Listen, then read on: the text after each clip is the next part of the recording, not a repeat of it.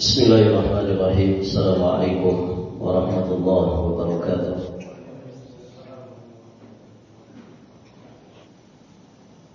Alhamdulillah hamdan yaliqu bi jalalihi wa 'azimi sultanihi.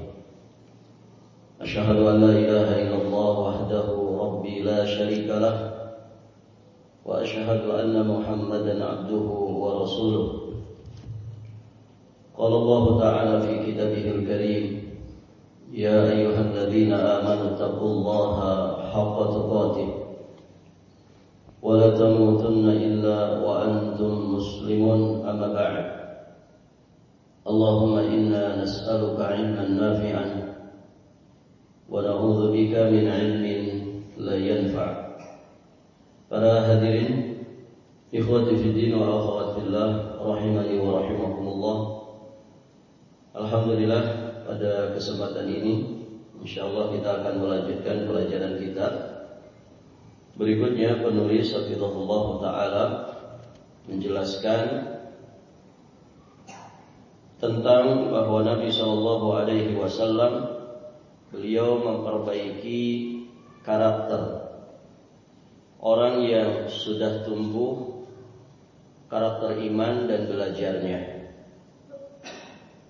Jadi karakter iman ini karakter yang mendasar yang mesti ditumbuhkan. Kemudian karakter belajar. Nah, Nabi sallallahu alaihi wasallam ternyata juga memperbaiki karakter orang yang memang sudah tumbuh karakter iman dan belajarnya. Baik, para jamaah yang dirahmati Allah. Jadi antara contohnya Nabi sallallahu alaihi wasallam memperbaiki karakter anak dengan memberinya julukan karena kelalaiannya. Tentu ini sebagai bentuk peringatan kepada anak tersebut yang pada dasarnya sudah tumbuh karakter iman dan juga belajarnya. Di riwayat Imam Ibnu Majah diriwayatkan dari Nu'man bin Bashir radhiyallahu taala anhu, qala uhdiya lin nabiy sallallahu alaihi wasallam inabun min at-Taif fada'ani faqala khudh hadha al-unqud fa'ablighu ummaka fa'akaltuhu qabla an ublighahu iyyaha. Falamma kana ba'da layalin qala li ma fa'ala al-unqud hal ablagtahu ummaka qultu la fasammani ghudan. Baik, para jamaah dirahmati Allah, dari Nu'man bin Bashir beliau berkata, Nabi sallallahu alaihi wasallam diberi hadiah anggur dari daerah Taif. Fada'ani, kemudian beliau memanggilku dan bersabda, khudh hadzal unqud fa'ablighu ummaka, ambillah setangkai anggur ini dan berikan kepada ibumu. Seringkali ya Nabi sallallahu alaihi wasallam ketika mendapatkan sesuatu beliau berikan lagi kepada orang lain. Baik, para jamaah, tentu ini keteladanan yang luar biasa. Karena di antara bentuk syukur atas nikmat Allah Subhanahu wa taala adalah berbagi kebaikan. Ya. Taib. Ambillah setangkai anggur ini dan berikan kepada ibumu. Maka kemudian aku memakannya sebelum aku menyampaikan ke ibuku. Setelah lewat beberapa malam, Nabi kembali bertanya, ma fa'alal unqud? Kata Nabi sallallahu alaihi wasallam, apa yang terjadi dengan setangkai anggur itu? Jadi Nabi kembali bertanya, anggur yang kemarin itu gimana ceritanya? Kan amanahnya Nabi, pesannya Nabi, ini setangkai anggur ini tolong berikan kepada ibumu. Maka hadirin jamaah yang dirahmati Allah, hal ablagtahu ummaka, apakah sudah kamu berikan kepada ibumu? Maka kemudian Nu'man bin Bashir mengatakan, la, belum ya Rasulullah. Maka kemudian fasammani Gudar, beliau pun menyebutku sebagai Gudar. Ya, Gudar itu orang yang kurang amanah, atau bahasa lainnya ya pengkhianat. Baik, hadirin jamaah yang dirahmati Allah, tentu kalimat fasammani Gudar ini peringatan dari Nabi Shallallahu Alaihi Wasallam untuk dirinya. Dan sahabat yang mulia ini, barakallahu fikum, tentu dari sahabat yang barakallahu fikum dikenal ya di kalangan para sahabat yang lain. Artinya sudah tumbuh padanya karakter iman dan belajar. Ya, sehingga Nabi ya lebih ya memperingatkan beliau ini dengan peringatan yang bisa menjadi satu catatan bagi dirinya. Fasammani Gudar. Maka Nabi menyebutnya dengan Gudar, ya, pengkhianat. Baik, hadirin jamaah yang dirahmati Allah. Kemudian Nabi juga memperbaiki karakter orang yang sudah sangat kuat keimanan dan juga ilmunya. Dengan apa? Dengan ketegasan. Yakni contohnya di sini kisah Mu'adz bin Jabal yang bertanya kepada Rasulullah sallallahu alaihi wasallam tentang amalan-amalan yang dapat memasukkan seseorang ke dalam surga dan menjauhkan dirinya dari neraka. Maka Nabi sallallahu alaihi wasallam kemudian menyampaikan beberapa amalan. Dan Nabi bersabda, "Ala ukhbiruka bimalaki dzalika kulli." Qultu bala ya Nabi Allah. Fa akhadha bi lisanihi qala kuffa 'alaika hadha. Kuffa 'alaika hadha. Fa qultu ya Nabi Allah, wa inna la mu'akhadhun bima natakallamu bih. Fa qala thaqilatka ummuki ya Mu'adz. Wa hal yakubun nas fin nari ala wujuhihim wa ala manakhirihim illa hasaidu alsinatihim. Jadi Nabi setelah ditanya tentang amal-amal yang memasukkan seseorang ke dalam surga dan menjauhkan dari neraka, maka kemudian Nabi menjelaskan satu kunci dari itu semua. Kata Nabi, maukah engkau aku kabarkan mengenai kunci dari semua itu? Yakni kunci dari semua amalan yang memasukkan ke surga dan menjauhkan dari neraka. Baik, para jamaah. Maka Mu'adz tentu senang ketika mendapatkan penjelasan apa yang akan dijelaskan oleh Nabi ini. Beliau mengatakan, tentu ya Nabi Allah. Kemudian Nabi Shallallahu Alaihi Wasallam memegang lidahnya dan beliau bersabda, kuffa 'alaika hadza, jagalah olehmu ini. Maksudnya jagalah lisan. Jagalah lisan. Maka kemudian Mu'adz bertanya lagi kepada Nabi, ya Nabi Allah, wahai Nabi Allah, wa inna la mu'akhadhun bima natakallamu bih. Apakah kita benar-benar akan diazab oleh sebab yang kita ucapkan? Maka hadirin jamaah yang dirahmati Allah, Nabi kemudian menjawab, sakilatka ummu, kasihan ibumu. Maksudnya celaka engkau wahai Mu'adz. Ini kalimat peringatan supaya orang yang diajak bicara itu memperhatikan apa yang akan disampaikan.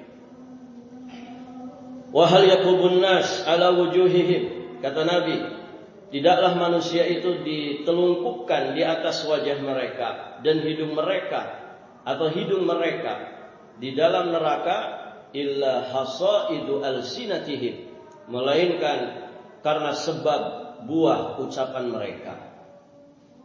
Baik, para jamaah yang dirahmati Allah, redaksi hadis ini, kalimat-kalimat yang disampaikan oleh Nabi ini begitu tegas. Sakilatka ummu, celaka engkau wahai Mu'adz. Ya, bukankah orang itu disungkurkan wajahnya atau disungkurkan ya hidung mereka ke dalam siksa api neraka itu disebabkan karena hasil dari lisan-lisan mereka. Ini peringatan yang begitu tegas dari Nabi Shallallahu Alaihi Wasallam bahwa kunci ya dari orang itu bisa masuk surga dan selamat dari neraka, di antara kunci utamanya adalah menjaga lisan. Lisan itu hadirin jamaah yang dirahmati Allah, man katsura kalamuhu katsura malamuhu. Orang kalau sudah banyak bicara, biasanya banyak salahnya. Tidak ada anggota tubuh di dalam jasad kita ini yang lebih layak untuk dipenjarakan kecuali lidah. Kenapa? Afatul lisan azimah. Bencana lidah itu sangat-sangat besar. Para jamaah, orang gara-gara nyebut dua kata saja, gitu ya, TR gitu ya, atau RT yang kemarin viral gitu, hanya dua kata saja, itu kan mengerikan, gitu ya. Mengerikan dampaknya. Hanya dua kata yang dia sebutkan, tidak banyak. Barakallahu fikum. Itu di dunia, begitu ya. Bagaimana kemudian kalau kalimat yang diucapkan itu kalimat kekufuran, kalimat yang kalau kemudian dibawa mati Allah tidak akan mengampuninya dan terancam iman dan juga Islamnya. Ya, dua pasukan besar bisa berperang gara-gara mulut, pengadu domba. Nasallallahu as-salamah wal afiyah. Maka penjelasan tentang bahaya lisan ini penjelasan yang sangat diperhatikan oleh para ulama. Kenapa? Karena disinilah kemudian manusia itu banyak tergelincir. Para jamaah yang dirahmati Allah, lidah itu kan mu'abbirul qalbi. Dia pentakbir hati kita ini. Pentakbir itu ya yang kemudian mengungkapkan isi hati. Maka kalau orang hatinya jahat, hatinya busuk, barakallahu fikum, itu juga bisa dilihat dari kata-katanya. Karena dia penterjemah hati. Yang layak untuk diperhatikan setelah hati ya adalah lisan. Di sebagian penjelasan kalam hikmah para ulama dijelaskan bahwa kenapa Allah menciptakan telinga kita dua, kemudian lidah hanya satu. Salah satu hikmahnya supaya kita lebih banyak mendengar daripada bicara. Artinya apa ya? Wasilah untuk belajar, wasilah untuk kita mendapatkan ilmu dan hikmah. Jadilah pendengar yang baik, banyak mendengarkan. Baik para jamaah yang dirahmati Allah. Dan lisan kita satu, supaya apa? Supaya kita lebih banyak mendengar daripada bicara. Karena tergelincirnya lidah kita itu lebih berbahaya daripada tergelincirnya kaki kita ini. Ya tadi resikonya mengerikan. Orang kalau keceletot lidah para jamaah, dia mengucapkan kalimat-kalimat mungkin 1-2 kata, tapi kemudian memancing reaksi dari banyak manusia. Dan ini kan mengerikan. Dan berat kemudian ya setelah itu dia menyelesaikan urusannya. Maka jaga lidah. Jaga lidah. Banyak manusia tergelincir ke dalam api neraka disebabkan karena lidahnya. Berikutnya, contoh yang lainnya, Nabi Shallallahu Alaihi Wasallam beliau juga memperbaiki karakter orang yang sudah kuat keimanannya dan juga ilmunya dengan hajar. Kalau tadi dengan ketegasan, ya, sebelumnya dengan julukan. Nah yang berikutnya adalah dengan hajar. Ya hajar itu diboikot.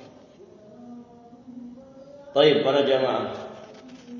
Dan contohnya adalah pada kisah yang sangat panjang, yakni kisah tentang Ka'ab bin Malik. Yang saat itu beliau tidak ikut perang Tabuk. Kisah panjang tentang Ka'ab bin Malik ini dikisahkan oleh Nabi Shallallahu Alaihi Wasallam, ya, dan terdapat di dalam riwayat Imam Al-Bukhari dalam kitab Sahih. Kita bacakan saja. Baik para jamaah, kisah Ka'ab bin Malik yang tidak ikut perang Tabuk. Ka'ab mengisahkan, aku tidak pernah absen dalam peperangan yang dipimpin oleh Rasulullah Shallallahu Alaihi Wasallam kecuali perang Tabuk. Dan aku juga, kata Ka'ab bin Malik, aku tidak ikut dalam perang Badar. Namun Rasulullah Shallallahu Alaihi Wasallam tidak menegur orang-orang yang absen di perang Badar ini, sebab Rasulullah Shallallahu Alaihi Wasallam rencana awalnya dari kisah terjadinya peristiwa perang Badar itu kan beliau keluar hanya untuk mencegah kafilah onta yang membawa dagangan kaum Quraisy. Awalnya kan begitu kisah awal. Tapi akhirnya terjadi peperangan yang disebut dengan perang Badar. Maka Nabi kemudian tidak mempertanyakan orang-orang yang absen di perang Badar. Ya, sehingga Ka'ab bin Malik di sini mengatakan, ya, tidak ada yang absen aku dalam peperangan yang dipimpin oleh Nabi kecuali perang Tabuk ini. Karena ini yang paling berkesan, menjadi pelajaran dan hikmah yang begitu besar bagi Ka'ab bin Malik secara khusus. Baik para jamaah, ternyata Allah Subhanahu wa taala, namun saya pernah ikut bersama Nabi sallallahu alaihi wasallam pada malam Baitul Aqabah. Saat itu kami mengadakan bai'ah, yakni janji setia terhadap Islam. Dan peristiwa ini lebih saya senangi ketimbang peristiwa Badar. Walaupun tentu perang Badar itu lebih sering dikenang oleh banyak orang, dan itu peristiwa besar. Baik para jamaah. Kemudian beliau mulai mengisahkan terkait dengan peperangan Tabuk. Jadi ceritanya begini, kata beliau, saya tidak pernah merasa lebih kuat secara fisik, saya tidak merasa lebih mudah secara ekonomi ketimbang saat saya absen dalam perang Tabuk. Jadi sebetulnya pas ada peristiwa perang Tabuk itu, atau menjelang terjadinya peristiwa perang Tabuk, Ka'ab bin Malik itu ada dalam performa yang terbaik. Fisiknya sangat kuat, kemudian juga barakallahu fikum, ekonominya sedang meningkat. Insyaallah. Artinya kan punya wasilah besar untuk kemudian dia ikut serta berkontribusi di dalam peperangan Tabuk ini. Demi Allah, kata beliau, saya tidak pernah punya dua kendaraan, maksudnya dua kuda, tetapi ternyata saat perang itu saya bisa memiliki dua kuda. Kuda itu mahal atau murah, ikhwan? Kalau ada orang di masa ini, ya, hobinya kuda dan dia punya kuda, kira-kira orang miskin atau orang kaya? Orang kaya itu perawatannya saja mahal, gitu. Satu bulan bisa 2 sampai 3 juta. Itu kalau satu. Ya. Bagaimana kalau punya 5 kuda? Belum kandangnya, belum nanti yang jagainnya, yang ngasih pakannya. Kadang pakannya kalau kuda di sini didatangkan dari Jawa. Jadi, taib para jamaah. Berapa harga kuda, ikhwan? Tidak tahu ya, karena Anda punya. Mungkin 50 juta, mungkin lebih, begitu kan? Taib. Nah, Ubay bin Ka'ab, ya, saat menjelang perang Tabuk itu beliau sampai punya 2 kuda. Artinya ekonominya sedang bagus-bagusnya. Taib. Sebelum Tabuk, bila Rasulullah SAW mengajak para sahabat untuk perang, biasanya beliau selalu tidak menerangkan segala sesuatunya dengan jelas dan terang-terangan. Artinya apa yang dibutuhkan, rincian apa saja yang kemudian mesti dipersiapkan. Itu dalam peperangan-peperangan lain biasanya Nabi tidak terlalu merincikan. Namun di dalam perang Tabuk ini Rasulullah Shallallahu Alaihi Wasallam berterus terang kepada para sahabat, sebab Rasulullah Shallallahu Alaihi Wasallam akan melangsungkan peperangan ini dalam kondisi cuaca yang sangat panas. Berarti saat-saat musim panas. Beliau juga akan menempuh perjalanan yang sangat jauh. Tabuk itu di mana, ikhwan? Perbatasan Saudi menuju ke negeri Syam. Kalau dilihat di jarak antara kota Madinah dengan Tabuk itu 630 sekian kilo. 630 sekian kilo. Ya, mirip-mirip Balikpapan Berau mungkin ya. Dan tidak pakai pesawat. Dan juga pakai kendaraan. Jalan kaki. Perjalanan panjang tidak ya? Oh, panjang sekali. Para jamaah yang dirahmati Allah. Dan tentu perjalanannya jangan dibayangkan seperti perjalanan saat ini. Melewati padang pasir yang sangat tandus, ditambah lagi di musim panas. Nah, itu kalau berangkat umroh di bulan-bulan ini sedang musim panas. Dan musim panasnya ya luar biasa. Kalau orang fisiknya nggak tahan, bisa KO kan begitu. Untuk masuk hotel dingin. Nanti keluar hotel menuju masjid, panasnya minta ampun. Masuk masjid dingin lagi. Ini kan perubahan suhu. Ya. Dalam sehari bisa panas dingin, panas dingin, panas dingin, panas dingin. Akhirnya beneran panas dingin. Demam. Baik para jamaah. Nah di saat itu ya bisa kebayang bagaimana perjuangan besar ya Rasulullah dan juga para sahabatnya di peristiwa perang Tabuk ini. Dan beliau juga akan menghadapi musuh dalam jumlah yang besar. Rasulullah Shallallahu Alaihi Wasallam menjelaskan semua ini pada para sahabat. Jadi kalau perang-perang yang lain ya tidak terlalu rinci dan terang-terangan. Tapi di perang Tabuk ini Masya Allah dirincikan oleh Nabi. Ya dengan perhitungan-perhitungan yang tadi disebutkan. Karena di cuaca yang panas, kemudian perjalanannya sangat jauh. Hadirin jamaah yang dirahmati Allah, kemudian musuh yang akan dihadapi juga sangatlah besar. Nah saat itu jumlah kaum muslimin memang banyak. Dan tidak ada catatan yang menyebutkan nama-nama mereka secara lengkap. Ya artinya kalau ada yang yatakhallaf, kalau ada yang kemudian dia itu barakallahu fikum tidak ikut serta berpaling dari kewajiban jihad ini, ya bisa saja ya tidak terlalu terdeteksi karena jumlah kaum muslimin juga sudah banyak waktu itu. Baik para jamaah.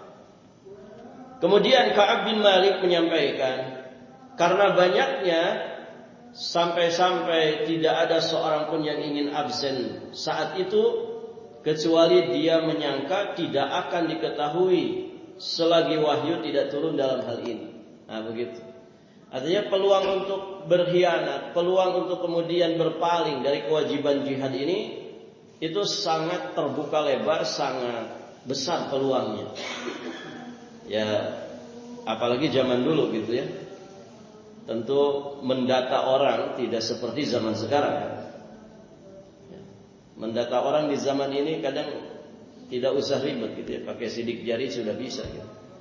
Masing-masing di absen pakai sidik jari. Ya atau mungkin apapun itu yang sangat mudah terdeteksi ketika ada orang yang kemudian tidak sesuai dengan apa yang ditetapkan. Baik para jamaah yang dirahmati Allah. Rasulullah Shallallahu Alaihi Wasallam melangsungkan perang Tabuk itu di saat buah-buahan dan juga pohon-pohon yang rindang tumbuh dengan suburnya.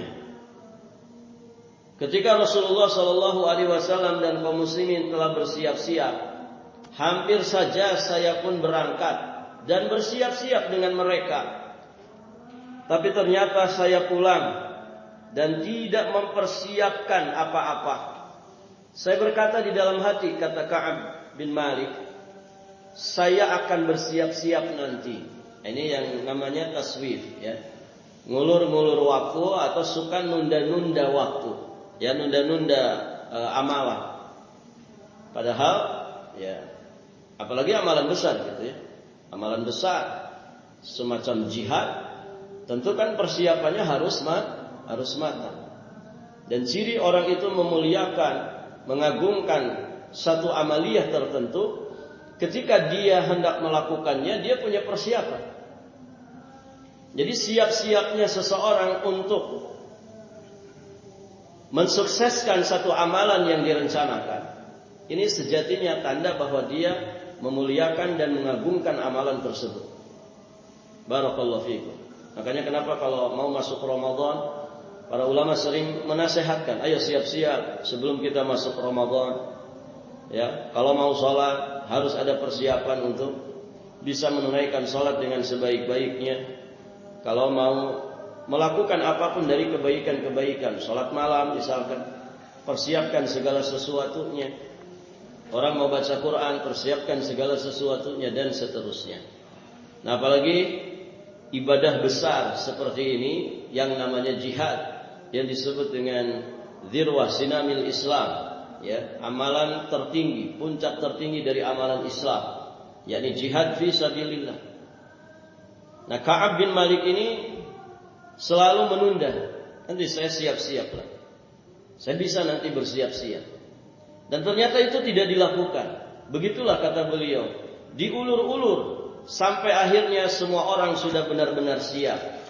Nah, di pagi harinya Rasulullah SAW beliau telah berkumpul bersama kaum muslimin untuk berangkat. Tetapi saya tetap belum mempersiapkan apa-apa. Nah, ini ya, Masya Allah. Jadi memang syaitan itu ya salah satu di antara kejahatannya, dia selalu berusaha menggagalkan niat baik seseorang. Apapun itu cara. Salah satu di antaranya dengan taswif ini. Jundun min junudi iblis. Ya, taswif itu kata para ulama, dia termasuk bala tentaranya syaitan. Ngulur-ngulur. Nantilah taubat mah kalau sudah pensiun, gitu ya. Sekarang mumpung belum pensiun, ya misalkan di foya-foyain saja. Baik para jamaah, iya kalau usianya sampai pensiun. Banyak yang belum pensiun sudah pada mati. Nanti saya tobat kalau sudah tua, masa muda foya-foya saja. Ini salah satu di antara bala tentaranya iblis, dan itu berbahaya sekali. Salah satu efek yang mungkin sangat rawan menimpa orang yang suka ngulur-ngulur, ya, menunda-nunda amal kebaikan, dia mati dalam keadaan su'ul khatimah. Na'udzubillah. Baik para jamaah. Jadi ternyata Ka'ab bin Malik tidak juga beliau mempersiapkan apa-apa dan terus berkata pada dirinya, saya akan bersiap-siap sehari atau 2 hari lagi. Tenanglah, entenglah begitu ya. Kemudian nanti juga saya bisa menyusul mereka setelah mereka berangkat. Jadi kalaupun terlambat saya bisa nyusul. Begitu. Nah, ini taswifnya syaitan begitu. Terus ya diupayakan bagaimana orang ini gagal melakukan kebaikan. Namun ternyata saya pulang dan tidak juga mempersiapkan apa-apa. Begitulah setiap harinya. Sampai akhirnya pasukan kaum muslimin benar-benar sudah jauh. Artinya mereka sudah mulai melakukan perjalanan jihad. Bahkan sampai peristiwa perang sudah dimulai. Saat itu saya ingin berangkat untuk menyusul mereka, tapi sayang saya tidak melakukannya. Saya tidak ditakdirkan untuk berangkat. Ya, akhirnya sudah lewat. Kesempatan itu lewat. Nah, setelah Rasulullah SAW dan kaum muslimin keluar dari kota Madinah, aku keluar dan berputar-putar melihat orang-orang yang ada yang tertinggal di kota Madinah. Maka hadirin, yang menyedihkan kata beliau, bahwa saya tidak melihat orang yang tersisa di Madinah itu kecuali yang dicurigai sebagai munafik. Karena tidak ada yang takhallaf anil jihad illa munafik. Tidak ada orang yang berpaling dari jihad fisabilillah kecuali orang-orang munafik. Ya, sejarah membuktikan itu, ya, terutama di peristiwa perang Uhud, kan begitu. Ada sekian ratus yang berada di barisan kaum muslimin yang kemudian yatakhallaf, mundur ke belakang. Ya, gara-gara hasutan orang-orang munafik. Baik para jamaah. Jadi setelah pasukan keluar dari kota Madinah, Nabi bersama rombongan para sahabat, beliau keliling-keliling di kota Madinah. Ternyata tidak didapati orang kecuali pertama tadi orang yang dianggap sebagai dicurigai sebagai munafik. Kemudian yang kedua, orang-orang yang lemah, para du'afa, yang memang mereka ini mendapatkan rukhsah untuk tidak berangkat jihad. Ya, misalkan orang-orang lansia, begitu ya. Orang-orang yang tidak mungkin lagi angkat senjata, gitu ya. Kadang untuk angkat badan saja mereka sudah susah, begitu kan? Maka orang-orang seperti itu mendapatkan rukhsah dari Allah. Termasuk anak-anak kecil, kaum wanita. Barakallahu fikum. Sementara itu Rasulullah sallallahu alaihi wasallam beliau tidak menyebut-nyebut saya sampai beliau tiba di Tabuk. Jadi belum terdeteksi itu. Ketika rombongan berangkat tentu dengan perjalanan yang jauh, jaraknya jauh dan juga tentu waktunya begitu panjang. Dari Madinah ke Tabuk. Nah, beliau Ka'ab bin Malik itu belum tersebutkan. Karena kan beliau absen ya, tidak ikut. Sampai kemudian tiba di Tabuk. Hadirin jamaah yang dirahmati Allah. Sudah tiba di Tabuk, beliau duduk-duduk bersama para sahabat dan beliau barulah bertanya, apa yang diperbuat oleh Ka'ab bin Malik? Baik para jamaah. Ya tentu Allah Maha tahu begitu kan, siapa yang kemudian berpaling dari jihad ini. Maka Nabi bicara tentu dengan wahyu. Apa yang diperbuat oleh Ka'ab bin Malik? Baik, para jamaah dirahmati Allah. Kemudian ada seseorang dari Bani Salamah yang menyahut, ya Rasulullah, dia itu tertahan oleh pakaiannya dan bangga dengan diri dan penampilannya sendiri. Tadi ya, keadaan beliau ketika menjelang perang Tabuk itu ada dalam keadaan yang terbaiknya. Kesehatannya, fisiknya dalam keadaan terbaik, kemudian ekonominya sedang meningkat-ningkatnya. Dan para jamaah, ya maka kenikmatan seperti ini kalau tidak diwaspadai, ya sering melalaikan orang. Ya, kesehatan, barakallahu fikum, ya kemudian keberlimpahan, rezeki yang mengalir deras, ya karir yang terus melejit. Gitu ya, kemudahan segala urusan. Ini kalau kemudian tidak diwaspadai, seringkali melenakkan manusia. Maka ada kalanya para jamaah, ketika orang mengambil ibrah, mengambil hikmah dari sakit yang dideritanya, itu justru bisa saja dia bersyukur dengan sakit itu. Kenapa? Dia mendapatkan ibrah yang begitu besar. Dia kemudian barakallahu fikum mendapatkan pelajaran untuk semakin dekat kepada Allah. Kan gitu para jamaah. Orang itu kalau sedang sakit itu, ya, sering ingat Allah, kan begitu. Dibandingkan dengan sehat. Kalau sedang sehat, ingatnya dunia saja. Coba kalau sedang sakit, ya, merindingnya juga takbir gitu, Allahu Akbar, gitu ya. Ya Allah, gitu. Dan begitu. Maka bisa jadi baliyah itu menjadi, ya, nikmat bagi dirinya. Kenapa? Karena dia mendapatkan pelajaran yang begitu besar. Ya. Artinya gini, seorang muslim itu semua keadaannya baik. Jadi ketika diuji dengan sesuatu yang tidak menyenangkan, itu jangan berkecil hati. Jangan berkecil hati. Karena bisa jadi keadaan itu lebih baik bagi dirinya daripada lawannya. Baik para jamaah, akhirnya mau tobat gara-gara sakit. Mungkin kalau sehat terus dia lupa ya dengan taubat. Gara-gara sakit jadi semakin dekat kepada Allah. Gara-gara sakit ingat mati. Kan gitu. Coba kalau sedang sehat ingatnya hidup aja, gitu kan? Artinya apa? Semua yang dialami oleh seorang mukmin itu sejatinya berpeluang menjadi kebaikan bagi dirinya. Itu yang dikatakan oleh Nabi, ajaban li amril mukmin, inna amrahu kullahu khair. Sungguh sangat menakjubkan urusannya orang-orang beriman. Kenapa? Karena urusannya orang-orang beriman semuanya bernilai pahala kebaikan kalau dia mengerti ilmunya, ya. Maka kalau ditimpa kelapangan dia segera bersyukur. Ketika ditimpa dengan kesempitan maka dia bersabar, ya, dengan ujian kesempitan itu. Barakallahu fikum. Jadi ketika Nabi bertanya apa yang diperbuat oleh Ka'ab, maka ada yang menyahut, ya, seorang dari Bani Salamah, ya Rasulullah, dia itu tertahan oleh pakaiannya, bangga diri dengan penampilannya sendiri. Kemudian mendengar itu Mu'adz bin Jabal, sahabiyun jalil, ya, sahabat yang mulia juga, beliau berkata, alangkah jeleknya apa yang kamu katakan itu. Jadi menyangkal, Mu'adz bin Jabal menyangkal, tidak mungkin itu Ka'ab bin Malik seperti itu.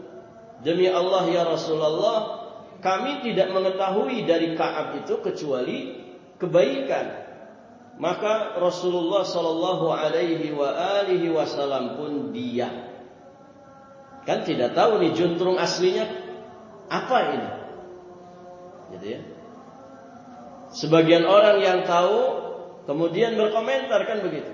Oh, Ka'ab bin Malik itu tidak ikut dengan kita karena dia terlena dengan pakaiannya, dia terlena dengan ekonomi yang sedang meningkat.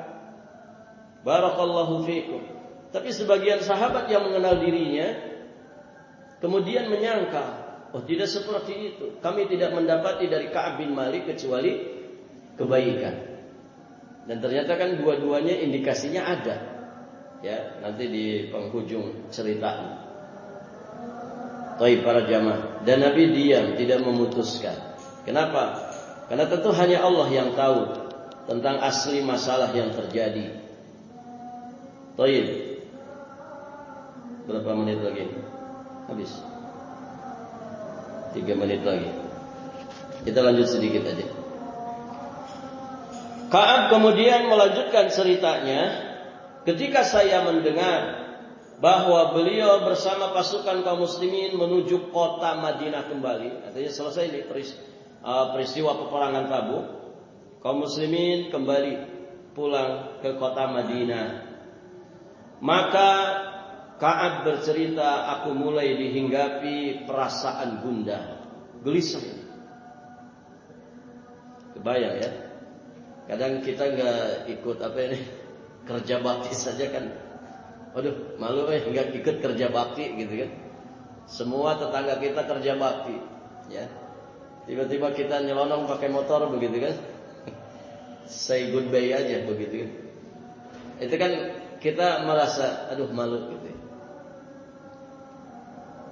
Ini bagaimana kalau tidak ikut rombongan Rasulullah di satu amaliyah yang di situ pertaruhan antara iman dan ketidakberimanan, kan begitu. Baik para jemaah, maka beliau gelisah ketika mendengar rombongan Nabi ini mau datang. Ya. Beliau gelisah. Beliau mengalami perasaan yang gundah. Akhirnya para jamaah, nah di sini ya, di sini mulai rintangan demi rintangan dialami oleh namanya Ka'ab, ya, sahabiyun jalil ini, Ka'ab bin Malik. Artinya rintangan-rintangan untuk kemudian beliau itu melakukan sesuatu yang tidak baik. Jadi ujian di dalam ujian. Nah, rintangan pertama apa? Beliau mulai berpikir karena gundah, ya bisa juga mungkin dikatakan panik ini. Nabi sudah mau datang ke Madinah, mau kayak apa saya? Maka hadirin jamaah yang dirahmati Allah, sempat terfikir oleh Ka'ab bin Malik untuk apa? Untuk berdusta, memberikan alasan palsu, berdusta kepada Nabi Shallallahu Alaihi Wasallam. Artinya apa? Bagaimana bisa bersiasat dari kemarahan Nabi Shallallahu Alaihi Wasallam supaya Nabi itu nggak marah nih? Gimana caranya? Sudah kebayang itu, sudah kepikir. Kayaknya bikin alasan palsu saja, berdusta. Akhirnya para jamaah yang dirahmati Allah, untuk itu aku meminta bantuan dan saran dari keluarganya, dari keluarga beliau. Setelah ada informasi bahwa Rasulullah Shallallahu Alaihi Wasallam sudah mulai masuk kota Madinah, hilanglah semua kebatilan yang sebelumnya ingin saya utarakan. Setelah tahu, ya, mendengar informasi Nabi sudah sampai di kota Madinah bersama para sahabat pasukan di peperangan Tabuk itu, maka kemudian lenyap itu keinginan untuk melakukan sesuatu yang batil di hadapan Nabi itu, akhirnya hilang, lenyap. Dan akhirnya beliau menyadari bahwa tidak mungkin aku bersiasat dari kemarahan Nabi dengan cara berdusta. Tidak mungkin itu. Nah, ini kan bayangan, ya, pikiran di dalam hati yang tentu di situ ada andil syaitan, ya, untuk kemudian berdusta di hadapan Nabi, melakukan sesuatu yang batil. Walhamdulillah, ternyata Ka'ab bin Malik ini memang sahabat yang mulia. Hadirin jamaah yang dirahmati Allah. Maka kemudian ketika sudah tahu Nabi di Madinah, hilang itu, pikiran-pikiran negatif itu akhirnya hilang. Ketika Rasulullah Shallallahu Alaihi Wasallam telah tiba, dan biasanya beliau tiba dari satu perjalanan, pasti yang pertama kali beliau lakukan itu adalah mendatangi masjid. Ini sunnahnya, ya. Jadi pulang dari safar itu, ya, sunnahnya, nggak wajib, sunnah, ya, datang dulu ke masjid, sholat 2 rakaat, kemudian mempersiapkan segala sesuatunya sebelum bertemu dengan keluarga. Nah, itu yang biasa dilakukan oleh Nabi. Dan beliau setelah sholat duduk-duduk di masjid, menemui orang-orang yang datang. Maka setelah Rasulullah Shallallahu Alaihi Wasallam duduk, berdatanganlah orang-orang yang tidak ikut berperang bersama dengan beliau. Jadi orang-orang yang gak ikut berperang itu, ketika Nabi baru tiba, nyampe di masjid, sholat 2 rakaat, kemudian Nabi duduk, pada datangan ini orang-orang yang tidak ikut perang Tabuk ini, dan mereka mengajukan berbagai macam alasan, diikuti dengan sumpah. Demi Allah, ya Rasulullah, saya tidak ikut ini karena anu gitu, beralasan. Dan orang yang datang menemui Nabi yang tidak ikut perang Tabuk itu ada sekitar 80 orang lebih. Masya Allah, berarti kan banyak. Dan bisa saja di antara mereka siapa? Sebagaimana di kisah awal tadi, orang-orang yang dicurigai munafik. Dan mereka beralasan, bersumpah di depan Nabi. Barakallahu fiikum. Rasulullah Shallallahu Alaihi Wasallam menerima mereka secara lahir dan membaiat mereka serta memintakan ampunan secara zahir. Ya, manusia dinilai dari zahirnya, kan begitu. Adapun Anda berdusta dengan alasan Anda, dengan sumpah Anda di hadapan saya, maka itu urusan Allah, begitu ya. Nah, ini menunjukkan bahwa aslinya Nabi itu juga tidak mengerti perkara goib. Beliau menilai zahirnya saja. Zahirnya mereka beralasan, alasannya bisa diterima oleh Nabi. Kemudian didoakan ampunan. Adapun rahasia-rahasia hati, semuanya beliau pasrahkan kepada Allah. Akhirnya selesai. Ya, belum selesai ceritanya. Cek. Hah? Oh, yang di sananya habis. Nah, akhirnya Ka'ab bin Malik, bagian Ka'ab bin Malik yang mendatangi Nabi. Nanti kita lanjutkan kisahnya 2 pekan ke depan, insyaallah ta'ala. Baik para jamaah, kita cukupkan sampai di sini. Insyaallah ta'ala 2 pekan ke depan kita lanjutkan lagi pelajaran ini. Kita akhiri dan kita tutup dengan doa kafaratul majlis.